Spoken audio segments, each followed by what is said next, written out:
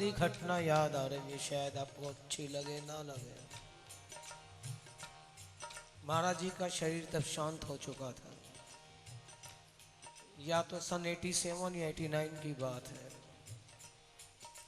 हम अपने मंडल राधा माधव प्रेम सुधा संकीर्तन मंडल बम्बई के माध्यम से करीब 80 या 100 जने चारों धाम की यात्रा को निकले, बद्री, केदार, गंगोत्री, यमुनोत्री।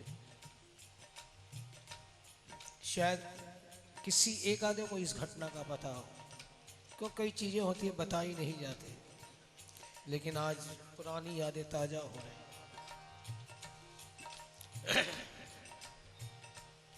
बिल्कुल सत्य जो अपनी आंखों से देखा वो बता रहा हूं। अब इसे चाहे आप भाव कहें, एहसास कहें, मैं तो अनुभव ही कहूंगा। बस हमारी जा रही थी, पहाड़ियों के रास्ते सभी जानते हैं, बड़ा कठिन रास्ते हैं।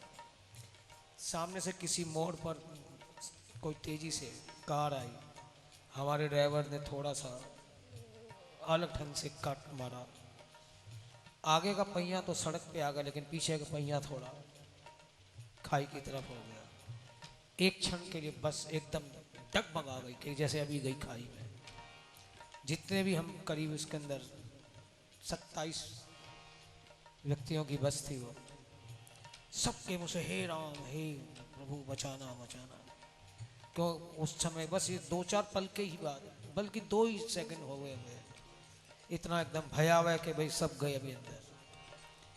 अचानक मेरी नज़र सामने की पहाड़ी पर गई। अपनी आंखों देखी बात बता रहा हूँ। मुझे लगा महाराज जी वहाँ बैठे हैं और सब आप जानते हो उनके हाथ में छड़ी रखते थे। वो छड़ी रखते थे, उनकी छड़ी इतनी लंबी हो गई कि हमारी बस को रोक लिया उन्होंने नीचे गिरने से। उस पहिए को ऊपर चढ़ा दिया।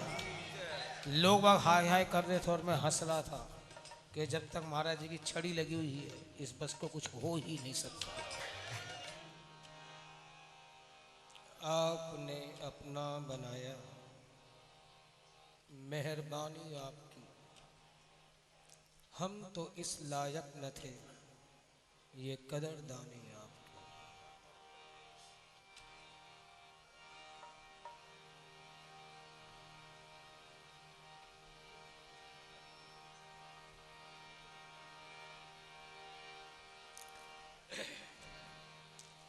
जिस दिन से उसने अपना बना लिया, बात आज श्री महाराज जी की कर रहा हूं।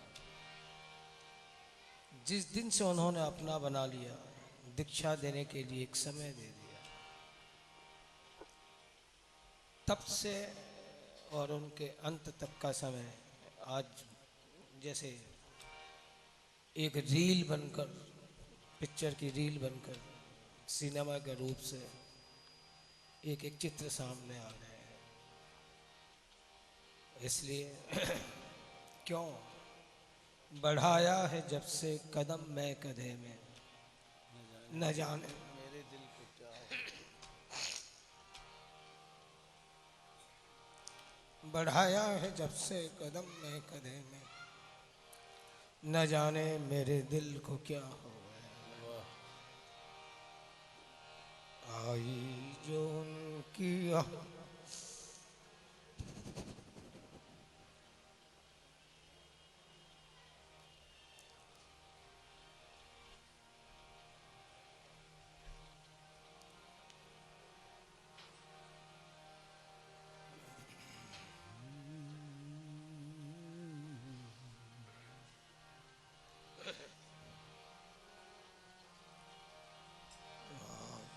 जो उनकी याद तो आती चली गई,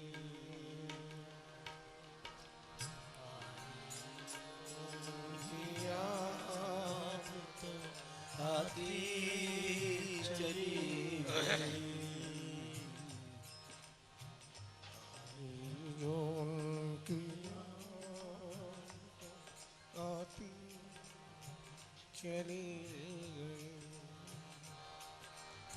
आई जो उनकी याद तो आती चली गई,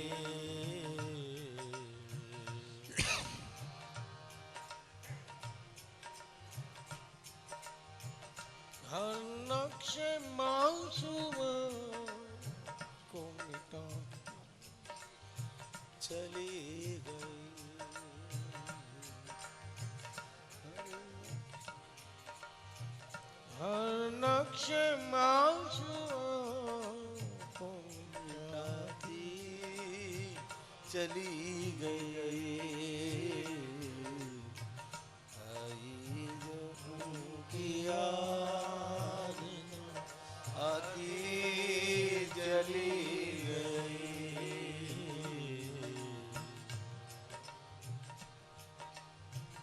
हर मंजरे जमाल दिखाती चली गई, हर मंजरे जमाल दिखाती चली गई। वो उनका कुटिया में अपनी खटिया पे बैठना, कभी आलती पालती मारकर और कभी दोनों घुटने सिकोड़ कर, उनकी प्रेम भरी चितवन और गुड़ सी मुस्कान,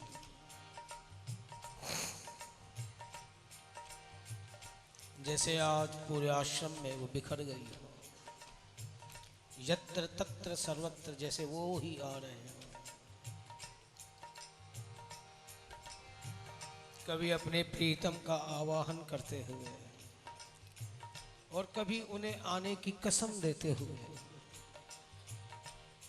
कि देखो यदि तुम ना आओगे तो तुम्हें ग्वालों की कसम, राधा के रूप की कसम।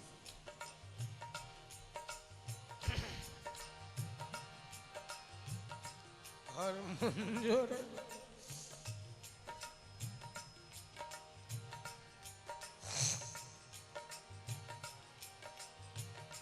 हर मंजरे जमाल दिखाती चली गई,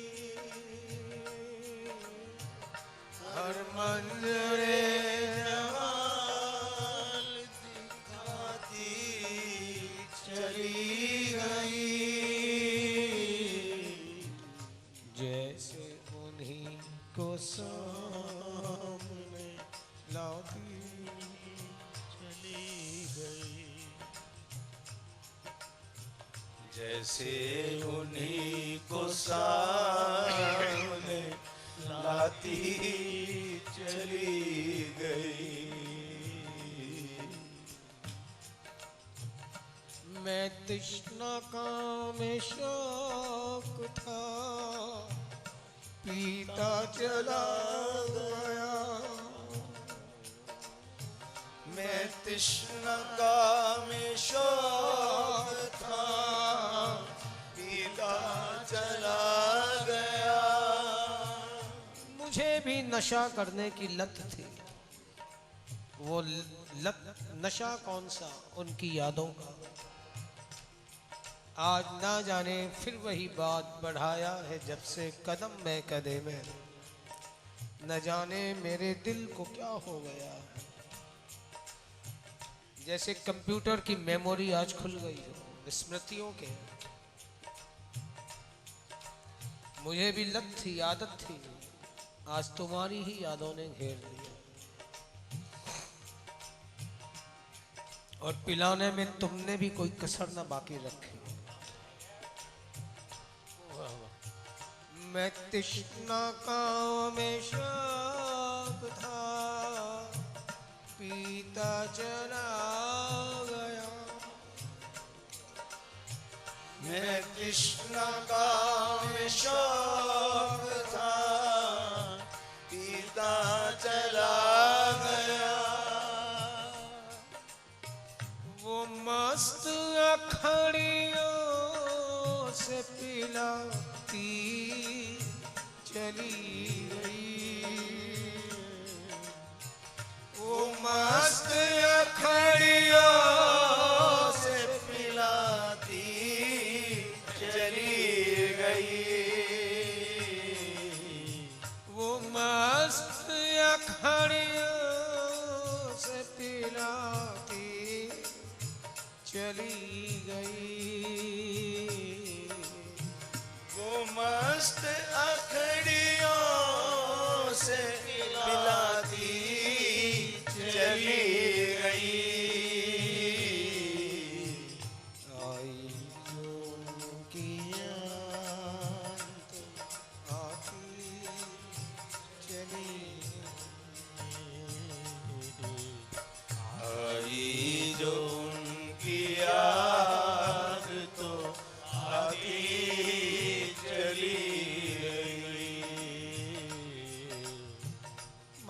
बैठे होते खटिया पे, मैं भी जाकर चरण नहीं छूता था उनकी गोद में अपना सर रख देता था।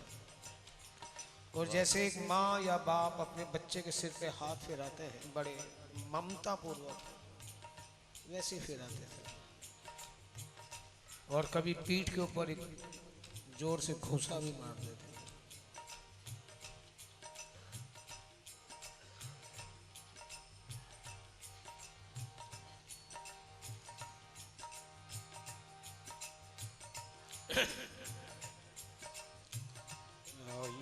जो उनकी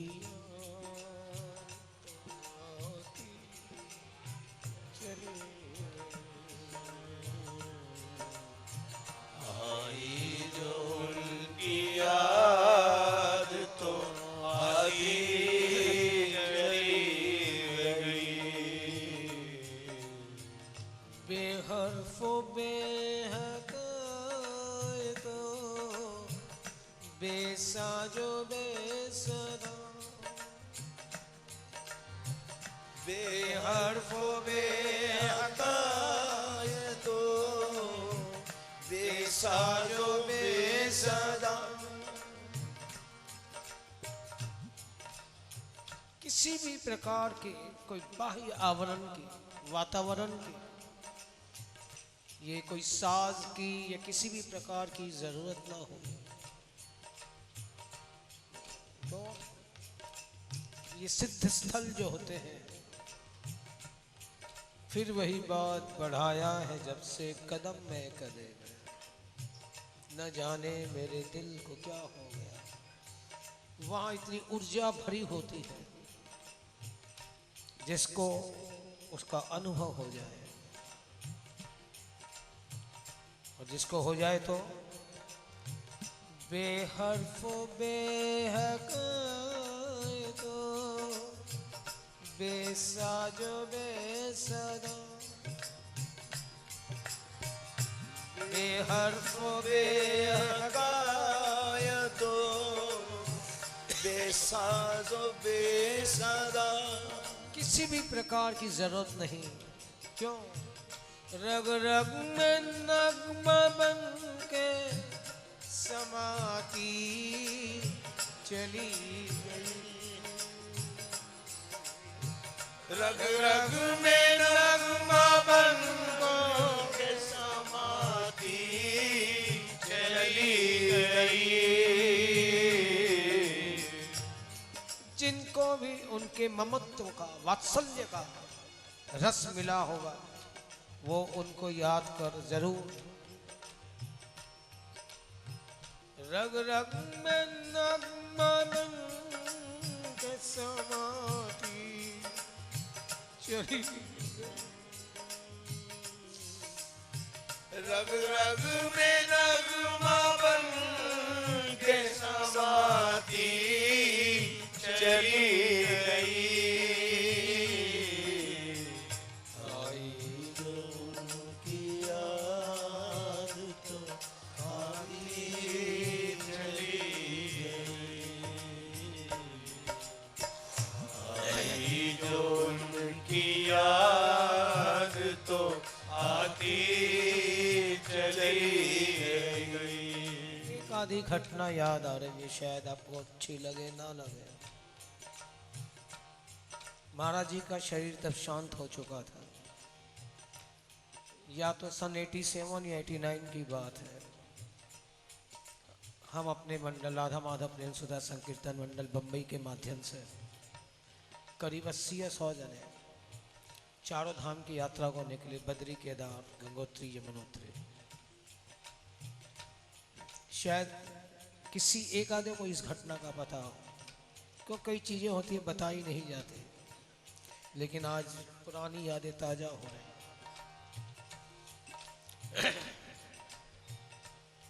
बिल्कुल सत्य जो अपनी आंखों से देखा वो बता रहा हूं। अब इसे चाहे आप भाव कहें, एहसास कहें, मैं तो अनुभव ही कहूंगा। बस हमारी जा रही थी, पहाड़ियों के रास्ते सभी जानते हैं, बड़ा कठिन रास्ते हैं। सामने से किसी मोड़ पर कोई तेजी से कार आई, हमारे ड्राइवर ने थोड़ा सा अलग ढंग से कट मारा। आगे का पहिया तो सड़क पे आ गया, लेकिन पीछे का पहिया थोड़ा खाई की तरफ हो गया। एक क्षण के लिए बस एकदम डगमगा गई कि जैसे अभी गई खाई में। जितने भी हम करीब इसके अंदर 27 व्यक्तियों की बस थी, वो सबके मुँह से हे राम हे प्रभु बचाना बचाना। क्यों उस समय बस ये 2-4 पल के ही बात, बल्कि 2 ही सेकंड हो गए हुए, इतना एकदम भयावह कि भाई सब गए अभी अंदर। अचानक मेरी नज़र सामने की पहाड़ी पर गई। अपनी आंखों देखी बात बता रहा हूँ। मुझे लगा महाराज जी वहाँ बैठे हैं और सब आप जानते हो उनके हाथ में छड़ी रखते थे, वो छड़ी रखते थे। उनकी छड़ी इतनी लंबी हो गई कि हमारी बस को रोक लिया उन्होंने नीचे गिरने से, उस पहिए को ऊपर चढ़ा दिया। लोग बाग हाय हाय कर रहे थे और मैं हंस रहा था कि जब तक महाराज जी की छड़ी लगी हुई है इस बस को कुछ हो ही नहीं सकता।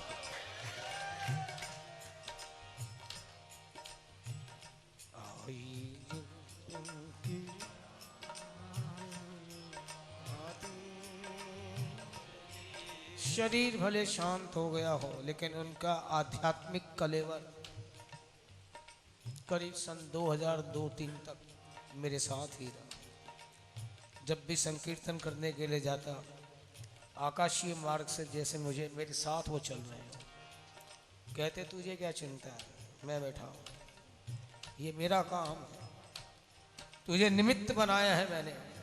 हरि नाम संकीर्तन मेरी इच्छा थी, निमित्त तुझे बनाया, मेरा काम है, मैं ही करूँगा, चिंता मत कर। ये अनुभव की बात बता रहा हूँ, इसलिए जो मेरे साथी हैं जानते भी हैं कि मैं कभी अभ्यास करके नहीं जाता, एक क्षण का भी रियाज नहीं करता। क्यों? जिस दिन रियाज करने की चेष्टा की मुझे लगता है कि आज वो दूर हो गए। कहता है तू अपने प्रयास से तेरे करना, तो फिर मैं क्यों आऊँ। बातें कुछ भावनात्मक भी हैं। मुझे बाद में ऐसे लगने लगा महाराज जी आप गोलोक से आते हैं, प्रिया प्रीतम का साथ आपका छूट जाता उस समय तक, अब मुझसे ये देखा नहीं जाएगा, इसलिए आप ऐसी कुछ शक्ति मेरे अंदर दो, आप अंदर ही बैठ जाओ मेरे, ताकि आपको आना ना पड़े और गोलोक में आप प्रिया प्रीतम के साथ ही विचलन करें। उनको भी शायद ये बात अच्छी लगी होगी। उस दिन के बाद से कभी कभी दिखने लगे। मुझे लगा चलो मेरी बात शायद उनको अच्छी लग रही है, और अब करीब करीब वो बात समाप्त हो गई। लेकिन जो बात उन्होंने अंदर की ये तो बताने लायक है भी नहीं। अब वो जहाँ है खुश है, प्रसन्न है, और जो चीज़ कई होते हैं ग्रंथियाँ खोलना, सदगुरु का काम, बड़े स्पष्ट शब्दों में कहूँ, कितनी खोली मुझे पता नहीं, लेकिन कुछ न कुछ कर दिया उन्होंने। उसके बाद कभी ज़रूरत महसूस नहीं, कभी अब आ भी जाते तो कहता हूँ प्रभु आप तो प्रिया प्रीतम के अभिन्न अंग हो, यहाँ अब आपकी आवश्यकता नहीं, आप वहीं उनके साथ विचरण करो। आई जोन किया चली गई, आई जो उनकी याद तो आती चली गई। लेकिन ऐसी बात नहीं कि उनकी याद आए और वो ना आए। बताने की बात ये भी नहीं है, क्योंकि अब हमारे इश्क का कुछ और ही अंदाज है। उनको मुझ पे नाज है, मुझको उन पे नाज है।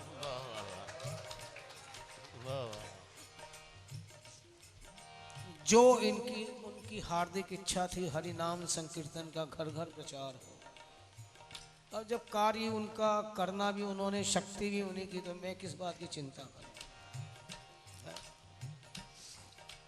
उनकी मर्जी है, किसी को निमित्त बना के अपना काम करवा लें, है तो शक्ति भी तो उन्हीं की, किसी को भी दे सकते हैं। आई जो उनकी याद आदि चली आई जो उनकी याद तो आती चली गई। एक अनुभव और बताना। वही चारों धाम की यात्रा में केदारनाथ जाना था हमने। नीचे शायद कौन सा गौरीकुंड, वहाँ होटल में ठहरे थे। दूसरे दिन सुबह प्रस्थान करना था, या तो घोड़ों से या पैदल, जिसकी जैसी सामर्थ्य। होटल में मेरा पांव फिसल गया, मुझे मोच आ गई। प्राय मैनेजमेंट का काम मेरे ही हाथ में था, और मोच भी ऐसी आई कि चल भी नहीं पा रहा था, बिल्कुल एकदम पांव सूज गया। मन में ऐसा लगा मुझे, क्योंकि महाराज जी को यात्राएं कराने का भी बड़ा शौक था, और इसमें भी जो वृद्ध हो, किसी का साथ ना हो परिवार वालों का, उनको विशेषतर लेके जाना, जैसा ये उनकी इच्छा थी। मेरा पांव फिसल गया, बड़ी तकलीफ हुई। जैसे तैसे करके दूसरे दिन हम लोग घोड़ों से केदारनाथ पहुँचे। वहाँ किसी धर्मशाला में रुके। चूँकि ऊपर ठंड ज़्यादा थी, पांव ऐसा कट गया, एक कदम भी नहीं चला जा रहा। और जो मंदिर जो है दूर, थोड़ा सा ही दूर था, आधा किलोमीटर के फासले में। मैंने अपनी पत्नी के कंधे पर हाथ रखा, एक छड़ी हाथ में लेके, चलो। लंगड़ाता जैसे तैसे पहुंचा, मंदिर में दर्शन भी किए। वहाँ का वातावरण बड़ा सुरम्य है। मैंने अपनी पत्नी से कहा थोड़ी देर बैठ जाते हैं। बोले कहाँ बैठोगे, कोई जगह ही नहीं।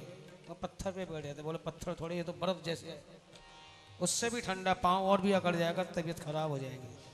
लेकिन मुझे ना जाने बस क्या, एक तंद्रा जिसको कहते हैं, लगा पूज्य महाराज जी सामने के पहाड़ी पे बैठे हैं। बोले तूने मंदिर के तो दर्शन कर लिए, आ तुझे एक दर्शन और करवाता हूँ। देखते देखते दृश्य बदला। शंकर भगवान का पूरा परिवार जैसे बैठा हुआ साथ में। शंकर जी हैं, पार्वती जी हैं, गायत्री भी है उनकी गोद में। कार्तिकेय, गणेश जी बैठे हुए, मैं देख रहा हूँ। ना जाने अंदर से कितनी ऊर्जा उत्पन्न हुई, हीट पैदा हुई। 2-4 मिनट के अंदर ही मेरी बीवी को लगा ये पागल हो गए हैं, क्या हो गया पता नहीं। जितने गर्म कपड़े थे उतारने लगा, सर से नीचे तक पसीना पसीना पसीना पसीना पसीना। सारे गर्म कपड़े उठा के साइड में रख दिए। एक ध्यान था, क्यों, ये तो कृपा उनकी थी, दर्शन उन्होंने करवाने थे। और जब सदगुरुदेव ही किसी को कुछ करवाना चाहे तो बाधा कैसी है। देखते देखते जिस पत्थर पे मैं बैठा था, हकीकत बता रहा हूँ, कोई एक शब्द भी इसमें काल्पनिक नहीं है या अतिशयोक्ति नहीं बता रहा हूँ। पत्थर गर्म हो गया और इतनी हीट पैदा हुई कि सारे गर्म कपड़े निकाल दिए। मैं लंगड़ाता हुआ आया था और दौड़ता हुआ वापस जाने लगा। ये क्या है, सदगुरु चाहे तो क्या नहीं कर सकता।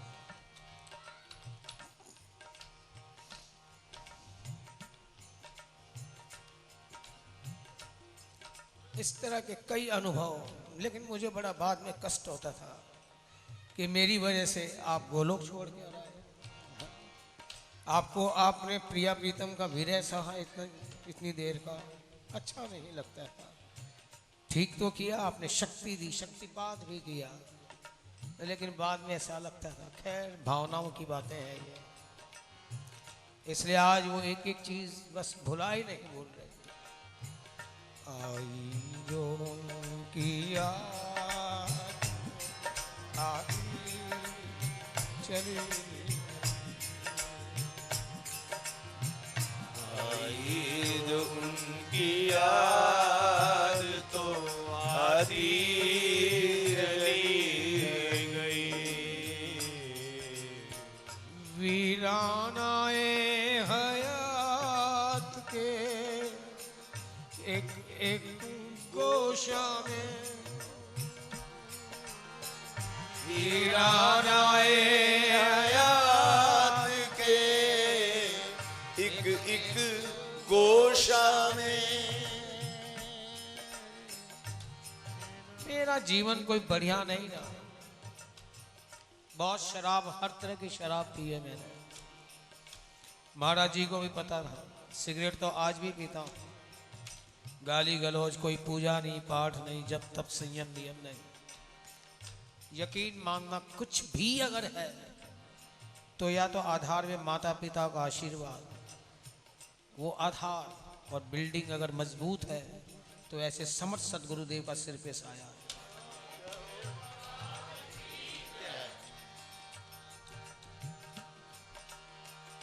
वीरानाए हयात के एक एक गोशा में, वीरानाए हयात के एक एक गोशा में। मेरे गुरु भाई बहन शायद मुझसे नाराज हो सकते हैं, क्यों ना तो मैं भटिंडा के आश्रम पे ध्यान देता और न ही वृंदावन के आश्रम पे। मेरी समस्त वृत्तियां या ध्यान अगर केंद्रित है तो उनकी इच्छा पर। उनकी आंतरिक इच्छा क्या थी? इच्छा नहीं, वेदना थी कि ये हरि नाम घर घर में गूंजे, गली गली में इसका प्रचार हो। इसलिए मित्रों, मैं कहता हूँ मेरी मजबूरी है, मुझे आश्रमों से दूर ही रखो तो अच्छा। कहीं मेरा ध्यान केंद्रित बटकर जो उनकी वेदना थी, जो उनकी पीड़ा थी, उससे हट ना जाए। ये सब काम आप संभाल ही रहे हो, बस प्रार्थना करूँगा एकजुट होकर संभालो, सब अच्छे हो। सबकी एक ही इच्छा के महाराज जी के भटिंडा का आश्रम का भी विकास। फिर मन में संशय क्यों एक दूसरे के प्रति? क्यों नहीं हम आपस में मिलना चाहते? सिर्फ एकमात्र ईगो प्रॉब्लम। ऐसे समर्थ सदगुरु की जो बात मैंने आज तक किसी को बताई नहीं, आपको सबको बता रहा हूँ, वो बात क्या आपके साथ नहीं हो सकती है? केवल शरीर था तभी उनकी शक्ति थी, ऐसी बात नहीं। आज भी उनके आध्यात्मिक कलेवर का मतलब जो उनका जो सूक्ष्म शरीर है, समझे ना, चेतना के प्रवाह के माध्यम से सब कुछ कर सकते हैं। ये भटिंडा आश्रम अब तो ईश्वर की कृपा है, लक्ष्मी की कृपा भी हो रही है। अगर हम सब एक हो जाएं, एक दूसरे के प्रति विश्वास रखना जरूरी है। संशय रखने से कभी बात बनी नहीं आज तक। संशय रखने से कभी किसी का भस्को, संशय आत्मा विनश्यति। संशय क्या करेगा? दूरियां उत्पन्न करेगा, और जो काम जल्दी होने वाला होगा न जाना कितना समय लग जाएगा। ऐसे मेरा अनुरोध है, मुझे बीच में ना डालते हुए आप लोग आपस में कर लो तो बहुत अच्छा है। और होना तो है, गुरु का काम है। आप लोग आश्रमों का काम संभालो, मुझे हरिनाम संकीर्तन का काम संभालने दो। दोनों ही गुरु की सेवा कर रहे हैं। सेवा मैं भी कर रहा हूँ, सेवा आप भी कर रहे हैं। अब जिसका जैसा सामर्थ्य हो अपनी उसके अनुसार सेवा करे तो सफलता जल्दी मिलती है। वीरानाए हयात के एक एक गोशा में, वीरानाए हयात के एक एक गोशा में। जिंदगी का चमन उजाड़ पड़ा हुआ था, कोई रस नहीं था। ये रस आया तो कब से आया? आपने अपना बनाया, ये मेहरबानी आपकी। हम तो इस लायक न थे, ये कदरदान। वीरानाए हयात के एक एक गोशा में, वीरानाए हयात के एक एक गोशा में। जोगन कोई सितार बजाती चली गई, जोगन कोई सितार बजाती चली गई। कोई जीवन में रस नहीं था, लेकिन अब क्या होता है, जैसे घना जंगल हो, रात का वातावरण हो, लेकिन कोई जोगन सितार बजाती हुई चली जाए तो वो सितार की ध्वनियाँ पूरे जंगल में गुंजारित हो जाती है, गुंजायमान हो जाती है, और एक बड़ा ही अजीब वातावरण हो जाता है। बड़ा ही मनोरम सुरम्य, वो ही क्या किया क्या आपकी यादों ने वही काम किया। जोगन कोई सितार बजाती चली गई, जोगन कोई सितार बजाती चली गई। आई जो उनकी याद आती चली गई, आई जो उनकी याद तो आती चली गई।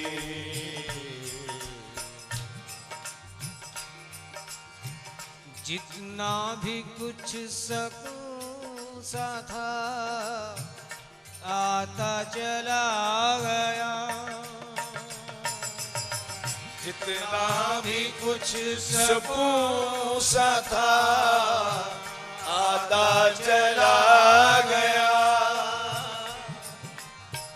जितना भी कुछ सकूं सा था आता चला गया, जितना भी कुछ सकूं सा था आता चला गया।